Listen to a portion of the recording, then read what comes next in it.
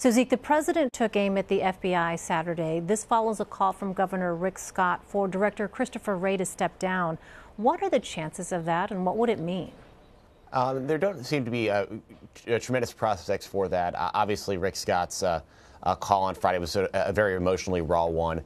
Came in amid news that the FBI missed warning signs and didn't filter news of this alleged shooter's. The warnings about this alleged shooter down to local authorities. The president, is obviously frustrated with the FBI both about this, and nobody's saying the FBI did a good thing. It was in the right here, but the president's frustrations with the FBI also extend to the Russia investigation. He's clashed with Christopher Wray, who he picked for the post last year after he fired Jim Comey over that Russia memo that he declassified earlier this year. So there are tensions there, but it's very unlikely to see Christopher Wray leave the FBI, and certainly if he did, it would have implications. It would be not just about this one shooting. It would also speak to the Russia investigation. So it's unlikely we're going to see him leave, but there obviously are tensions there right now. Well, on Saturday, National Security Advisor H.R. McMaster called evidence of Russian meddling, quote, incontrovertible. But the president seemed to take issue with that on Twitter, writing, quote, General McMaster forgot to say that the results of the 2016 election were not impacted or changed by the Russians. Zeke, what message is the president sending both to the U.S. intelligence community and to Russia?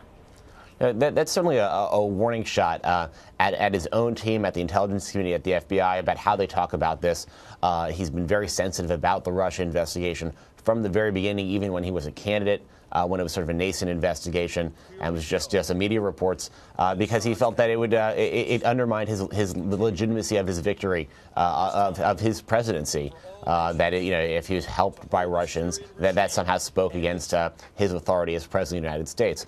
And it's important to sort of look at what the indictment did on Friday, and where it did not say the election was. The outcome was changed. It also didn't say that it wasn't. It was not a blanket categorical finding by the special counsel that no votes were changed. It's highly likely that even if one individual vote was changed, that's something that's important. But from the broader public policy perspective, the president seems to finally be coming around to the notion that Russia was involved in this influence campaign, what the Deputy Attorney General called information warfare. The question now for Washington, for the president, is not so much about Mueller now. It seems the discussion in Washington really ought to be, and sort of is starting to move in that direction now. The now what? The questions that I now have for the White House, and I think others in the media do have for the White House, is you accept this now, maybe with that caveat about votes not shifting. So now, what do you want? What are you going to do about it now? What have you done about it over the last year? And then going forward, with the midterm elections coming right around the corner in a few months, what are you going to do to stop the Russians from doing it again? We haven't heard those answers from the White House. We haven't heard the White House been pressed on that. So I think you can look for the White House to be pressed on that in the coming days. Well, the president also tweeted about Democratic Congressman Adam Schiff of California. The president called him a leaker, but also thanked him for criticizing the Obama administration's failure to prevent cyber attacks. Do we know what the Trump administration is doing to prevent cyber attacks? We don't really. And, they said they have a DHS office looking into that.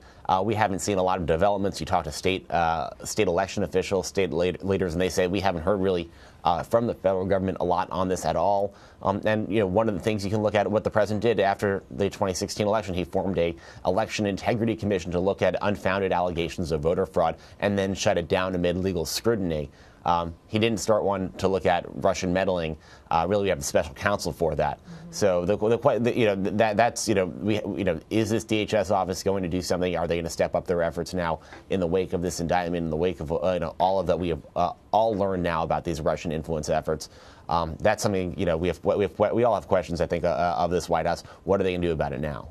Finally, Zeke, the president tweeted that Republicans are poised to win in the midterms, citing a poll from John McLaughlin. Most other polls show Republicans trailing heavily. How focused is the president on the 2018 elections, and will we see him out on the campaign trail? He's certainly starting to get there. Vice President Mike Pence is taking the lead on that right now. He was in Texas over the weekend, raising a whole bunch of money for Republicans.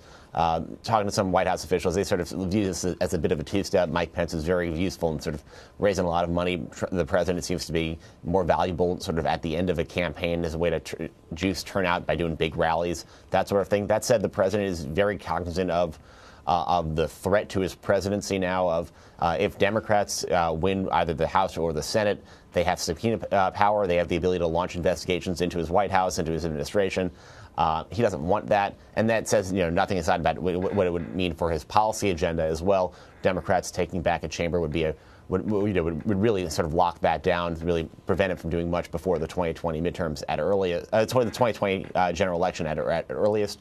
The question is, if you look at that generic ballot, we're starting to see a little bit of turn, particularly as people start seeing some of the benefits of that tax reform legislation. But that's the battleground right now. It's how close can Democrats get? They're going to have the slight advantage in that generic ballot. It's just what it always is in the first midterm of a new presidency. But will it be enough to get them the majority back in the House? And that's really what the test of the next 9-10 months. All right, we'll be watching. Zeke Miller in Washington for us. Zeke, thanks so much.